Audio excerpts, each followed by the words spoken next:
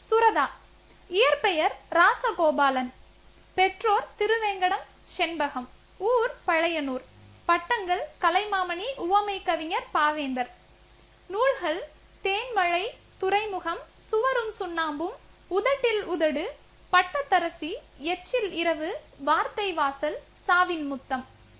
பாவேந்தர் பாரதிதாசன் மீது கொண்ட பற்று காரணமாக தம் பெயரை சுப்புரத்தினதாசன் என மாற்றிக்கொண்டார்.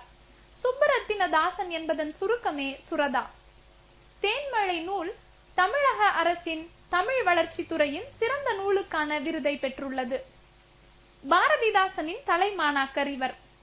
தமிழக இயலிசை நாடக மன்றம் வழங்கிய கலைமாமணி பட்டம் பெற்றவர். பாவேந்தர் நினைவு பரிசு பெற்ற முதல் பாவலர். தமிழகத்தில் உள்ள பாவலர்களுக்கெல்லாம் தலைமை பாவலர். உவமை கவிஞர் என இவரை புகழ்ந்தவர் ஜெகச்சிற்பியம். கட்டுரை முன்னும் பின்னும். நடத்திய இதழ் காவியம், முதல் கவிதை இதழ், இலக்கியம், ஊர்வலம், சுரதா. மற்றொரு பாரதி பிறந்து விட்டான் என சுரதாவை பாராட்டியவர் வரா.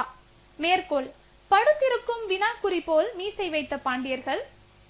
தடை நடையே அவர் எழுத்தில் இல்லை, வாழை தண்டுக்கா தடுக்கின்ற கணுக்கள் உண்டு. பாரதிதாசன் கவிதை குறித்து கூறியது. தித்திக்கும் தமிழிலே முத்து முத்தாய் பாடல் செய்தவர். திருவள்ளுவர் தேன் போலே தித்திக்கும் தமிழிலே.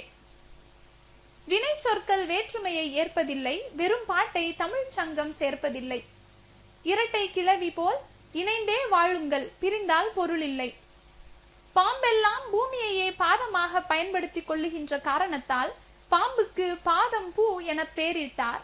பாதம் பூ என்பதையே நாம் எல்லோரும் பாம்பென்று கூறுகின்றோம். அம்மி அம்மி அரைத்திடவே உதவும் கல்லை அம்மிக்கல் என்கிறோம். சோகம் தராதவன் அசோகன். இன்பம்: கற்றவர் முன் தாம் கற்ற கல்வியை கூறல் இன்பம். வெற்றியை வாழ்வில் சேர்க்கும் வினை பல புரிதல் இன்பம். சிற்றின கயவரோடு சேராது வாழ்தல் இன்பம். பெற்றதை வழங்கி வாழும் பெருங்குணம் பெறுதல் இன்பம். பொருள்: இசைப்பட புகழுடன். கயவர் கீழ்குணமுடையோர். இலக்கணம்: வழங்கி வினையெச்சம். கற்றல் பெறுதல் வாழ்தல் தொழிற்பெயர். தளிர்க்கை உவமை தொகை.